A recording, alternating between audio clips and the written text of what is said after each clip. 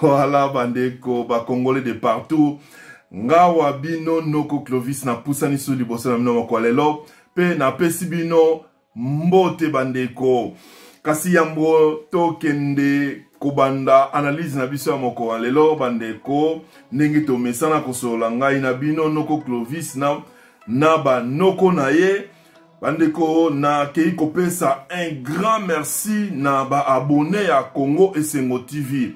Na yope ndeko nano s'abonner te o s'abonner ndeko ton yope s'abonner partager ba émission tope ba vidéo ya Congo Esengo TV. Ok voilà bandeko na banzi na édition oyo tozali na mo tuna bobele moko bandeko bolanda ngana bokebi pena na lingina tuna mo tuna pe yango nde tokom ekomema biso lelo ya analyse na biso motuna ezali nini pona nini peuple congolais azali koboya loi ya Minakuna Sakata motuna yango wana avant na kene na réponse bandeko nazali kotalisa bino ete loi oyo ya proposition de loi oyo Minakuna Sakata ba memi na Assemblée nationale et ezali loi organique wana ezalaki parenthèse sikoyo na pesa bino le pourquoi réponse ezali ete ba congolais ba moni ete loi Minakuna Sakata malgré eza loi organique malgré eroya na réforme na justice na biso kasi ekoboto la indépendance ya ba magistrat nde yango wana ba congolais de partout ba telemeli loi wana oyo ya Minakuna Sakata eleka te ba retirango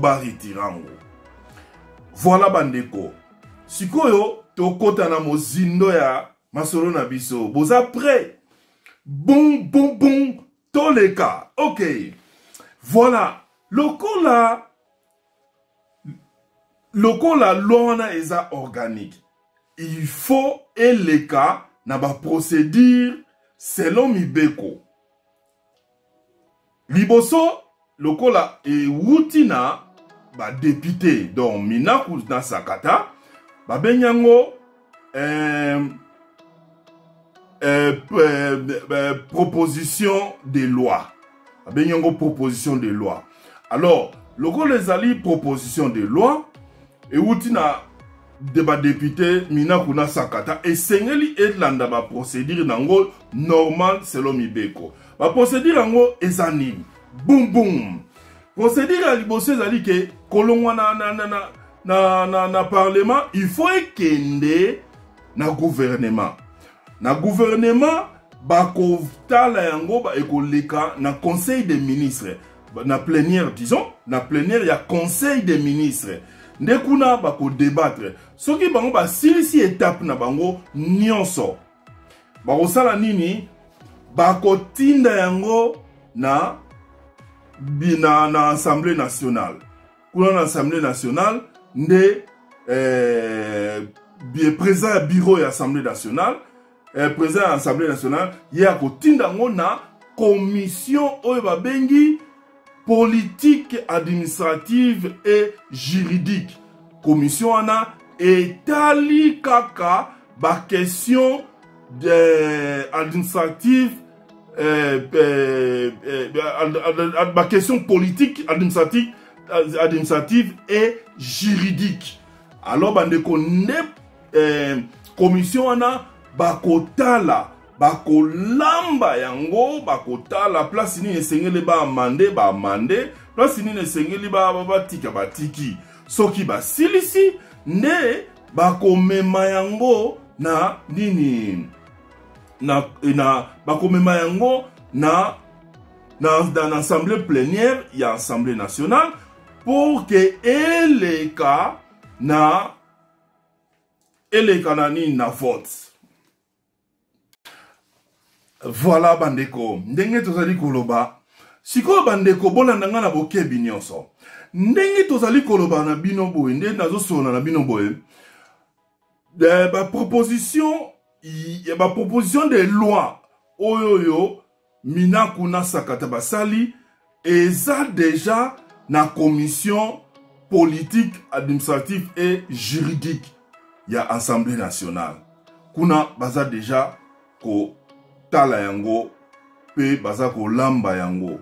Kasi tomoni ete soki bango basilisi mbala moko ba otinda ngo na assemblée plénière ya Assemblée nationale pour e passer na vote. Binomo boyebi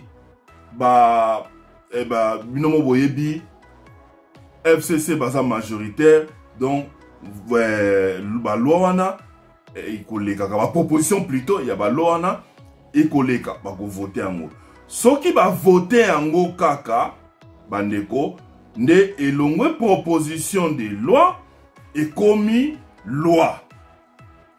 Alors tango bango ba kosilisa ko voter yango wana nazo talisa bino ba procédure oyoyo loi organique esengeli etambola. Tango bango bako silisa ko voter yango na Assemblée nationale, bako kamata yango, bako tinda yango na Sénat. Sénat pe ako sala ba procédure normale ako l'exango na Assemblée plénière pe bako débattre pe bako l'exango na vote. Kasi soki Sénat silisi Sénat musala na ye esukeli wana ye akozwa yango ok bandeko nalobaki boye bolimbisi nalobi boye loi euti na pona ko rafraîchir lisusu pona procédure ba congolais de partout to yeba na ko comprendre vraiment ndenge ezo makambu yango etambolaka pour proposition de loi et comme loi. Donc, euti na schéma normal. Et kouta na Assemblée nationale. Assemblée nationale, à côté de yango na gouvernement. Anakuna na gouvernement, ba pas l'équipe na plénière. Il y a conseil des ministres. Ba débattre ba sisi, ba zongisi na Assemblée nationale. Donc, comme l'Assemblée nationale, l'Assemblée nationale va aussi la nini, va législer na commission politique, administrative et juridique. Kuna etali ba question politique et administrative et juridique. Bango ba kotala wapi o sengeli ba amande, wapi o sengeli ba tika. Tango bango bolimbisi, tango bango ba kosilisa. Et là, on y va au sala, on tient dans la assemblée plénière. La plénière, ceux qui vont voter, après, et si on tient dans la Sénat. Sénat peut aller ici, na plénière la bango, tant on va voter, et si ici na Sénat, tindi ango sikoyo na cour constitutionnelle. Bolandanga bandeko na bokebi, na cour constitutionnelle, bango bakotala. Loi wana parce que tant si va voter déjà et c'est comme une loi et longue proposition de loi et comme une loi parce qu'au cours constitutionnel à côté là loi wana eza conforme na constitution ce qui cour constitutionnel apesi kaka ok nango ba batindeli yango président de la République. Alors président de la République, alinga te, il faut signer, à publier et qu'il na journal officiel. Bolandanga na bokebi. Loi wana ozo mone ya nogo minako na nogo na esakata.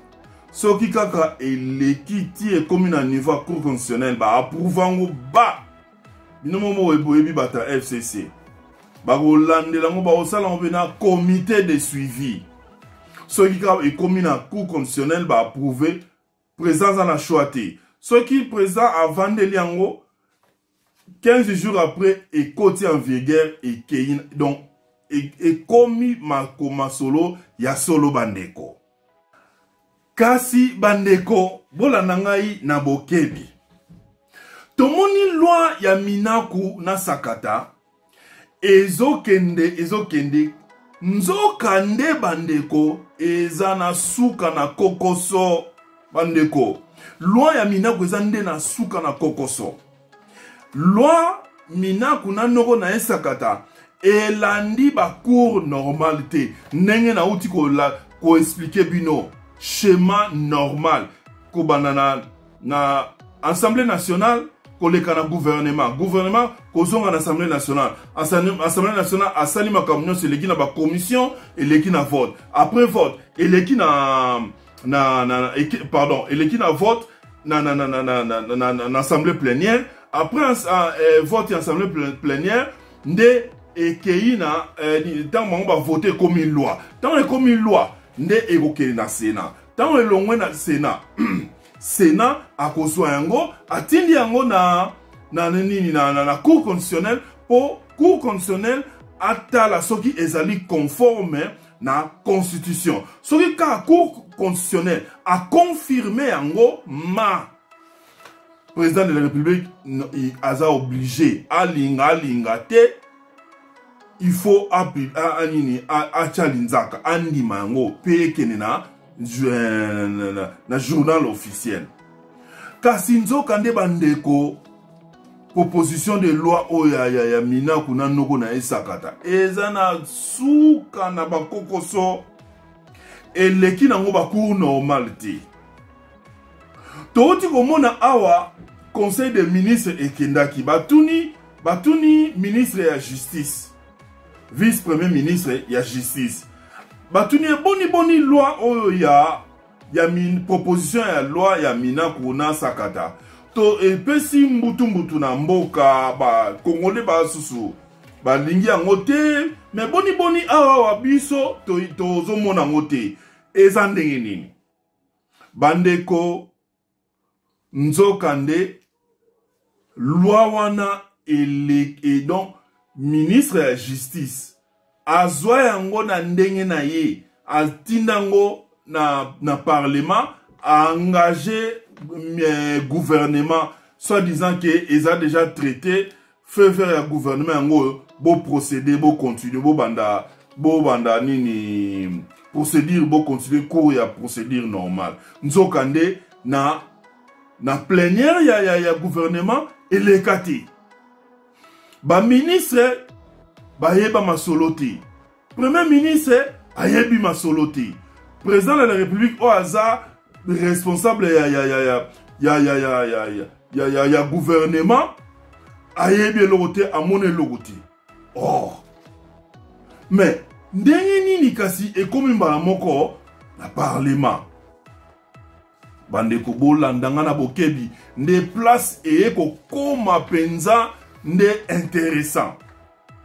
Nzokande bango basali FCC basali ba calcul babi ke tangu noko na bango China rambo azalaka na bokonzi so ba legiseli nini masolonde ngwana ba legiseli loi bongo China rambo na ovande la loi egole donc egozoba temps or na mois de septembre oyoyo cour constitutionnelle mandat nango ezokosila et sengeli ba voter topé ba nommer ba juge mususu ya sika.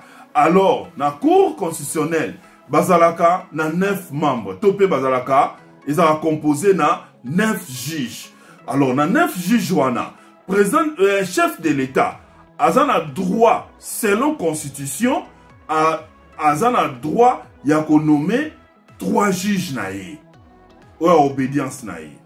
Alors Assemblée nationale ezana na ekotinda tope bako nommer 3 juges. Sikoyo 3 juges wana o bako tikala ba utaka na Conseil supérieur de la magistrature.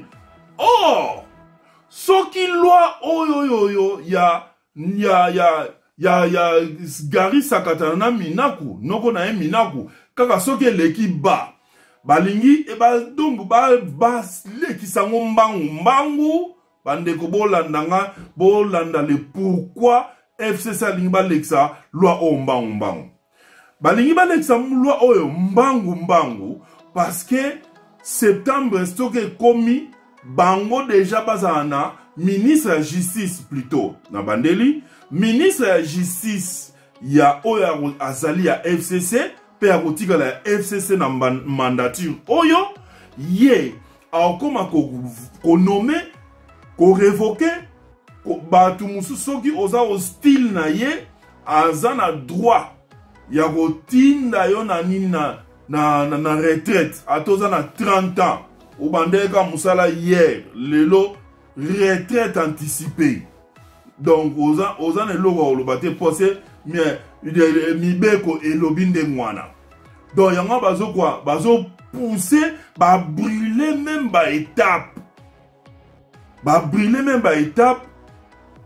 pour que l'on eleka et comme promulguer parce que que soki ministre de la justice a commis pour contrôler appareil judiciaire bakoza na même mise sur ba magistrat oyoyo bako utana conseil supérieur de la magistrature bandeko. Alors président de la République loka ba yebi na côté président de la République bazana eloko ozwate 3 juges ya président de la République abaotika la ka 3 président de la République aotika la kaka na 3 juges na ye bango sikoyo loka baza majoritaire na Assemblée nationale ba ozala 3 na tango ba koma ko contrôler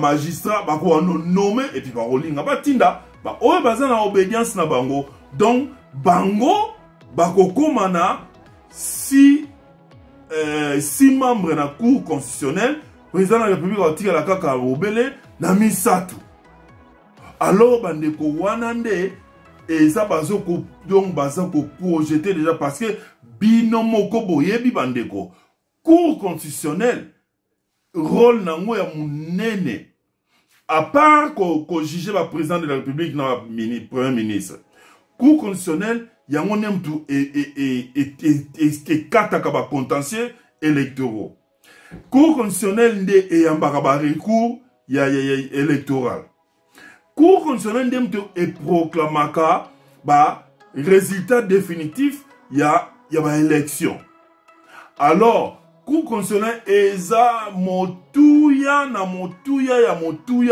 ya munene esengeli na bango bazala pe na maîtrise ya cour constitutionnelle pour être s'assurer na 2023 nebo moni ba keina ko brûler ba étape au lieu projet eleka na assemblée na plénière ya conseil des ministres elle est quittée alors bandeko basukelika wana te ye moko mina kuna noko na esakata balobi bo mata bo kita loana ekoleka ndeni enanu bo respecter ba procédure normale ti bon na tolongwe nanu wana na ba déclaration ya nani ya obemina na noko na esakata na pour le moment place projet zali na Assemblée nationale. Projet dans l'Assemblée nationale commission politique, administrative et juridique zui dossier surtout zui dossier pour traiter. Député il y a IDPSP à Lamuka donc cash na Lamuka balobi non la proposition à loi oyo eza malamu te esengeli minaku na noko na esakata ba retirer loi oyo ba député ya FCC baboyi bandeko baboyi balobi ok non ba nini ekolongwa te il faut continuer kaka bandeko botala nanu oyo eza mutema mabe te bandeko so yo pena oyebi ke makambo ozo sala eza pona intérêt ya peuple congolais. Pour nini obrile ba étape. Yobi que c'est intérêt peuple. Et le connu c'est eza pona intérêt collectif et sengeli ko memango na nzela. So ba yebiso que non obrile telle étape. Na pete nyonso et sengeli yo o s'excuser ou soit au retirer yango ou soit et bandeli cours normal. Mais bon babi non bango il faut kende et oiko bango ko retirer ngoti. Ah bandeko. Bon, binomo pe boyebi bandeko, peuple congolais pe asikuna asa telemi. Lamuka a telemi. IDPS a telemi. Société civile a telemi. Ba magistrat ba telemi. Ba sabato sala kuna ba déclaration bandeko ezako kita. Peuple congolais et sengeli to yeba. Oyo eza ba signe à temps et sengeli bato ya FCC ba yeba. Tangu Noko Vital Kamera sengari 17 minutes na plaidoirie na e. Bango na asi ba sengata 1 heure du temps. Pour imagine peuple donc 80 millions ou 100 millions de Congolais ne ba fundi yo na mbala moko. Yosko na plaidoirie na bino boza en combien de minutes? Faut bozo pena 60 minutes. Pour beau s'exprimer, beau s'appeler temps pour 80 ou 100 millions de personnes ba fundi bino. Vous avez un au sale. Alors bandeko, yango na otalisa pena bata FCC. Pe ba Congolais bona nanga de partout. Et loko na loko ezana tanango. FCC sengele ye bate na monene nango. Na makasi na bango, na banguya na bango. Donc si ba sili, peuple congolais sa sili si bino. Balobaka toujours que le peuple gagne toujours. Le peuple gagne toujours. Passe. Ponani na lobi bongo. Kolala kolamuka. Boum boum. Botunangani. Société civile. Basangani. Basali mama na contre-attaque. Société civile à lobby, après une session extraordinaire, Christopher Ngoy Abimi Asali message. Apesi na parlement, le président de l'Assemblée nationale. Plutôt, président de l'Assemblée nationale. 72 heures. Ba retirer à Mosogité les 30 juin. Bon, quitte ça. Ba obim sa peuple na balabala. Ba Congolais bolanda ngai. Société civile pe alobi bango ba quitte ça ba Congolais na balabala. Et bazo kende ko seka. Bon comme obi que Nicolas Legi, noko nanga magistrat procureur général atindaka lettre d'un peu policier ba ke nego mappé ba porte ya palais du peuple. Mais cette fois-ci, eza na ba policier na population ba okende eza susu mama ya kuma pete ba on y atango 20 ans de travaux forcés donc ba porte ba 20 ans de travaux forcés. Cette fois-ci cette fois-ci, peuple congolais tout entier. Peuple congolais tout entier. Na policier na bango. Ba okende ko pesa ba porte ya palais du peuple. 21 travaux forcés. Bon boyoka. Bon total la bino na plaidoirie na bino FCC bo sera combien de minutes. Total bino batamakasi bino bolinga ko retirer ba proposition ba loi na bino te tokota no peuple congolais ako si sango na sila MCA bino daye boyebi et côté mususu kuna Syncope abwaki ya bango pe ultimato bango bakolinga makambo wana te lamuka kutu koloba te lamuka basi bayebisaki dia peuple moto ekufa te moto ezala kaka ya kopela post modo dezo ya kalati. Alors bandeko soki totali maseba nanga Augustin Kabuya autolobani pona kosukisa maseba nanga Augustin Kabuya autolobani abi bandeko soki na tokiti na mituka na biso tokitisi mituka na biso na échanger tozo kende makolo malembe na biso ba partenaire na biso ya FCC tozo ke maleba tito koma na chango nasi ebele ba osilisa bango na population osilisa bango donc yango na bata FCC boye ba te masolo yo déjà peuple congolais assez à salaki messe peuple congolais assez à zoaki décision bo regretter na binote boza na bino pe choqué te parce que peuple congolais alingi lisusu komona makambo bino bozo sala te peuple congolais alingi contexte oyo etikala kaka ndengwana bandeko.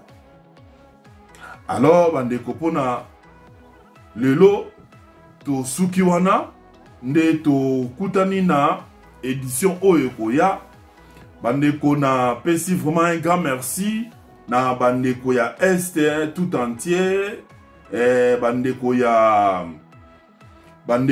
Équateur bandeko ya Bakongo ya Bandundu bandeko na pesi ya Katanga bandeko ya Sankuru na pesi bino vraiment un grand merci ndenge botelemi bozo faire échec ndenge botelemi bozo silisa makambo ya FCC to mona o bando ba odondo o to tika suko mona ba honte na mikolo ezoya. Alors bandeko bo s'abonner bo partager peu ba vidéo ya Congo Esengo TV ngana bino nde tokutani na édition oyekoya. Ciao.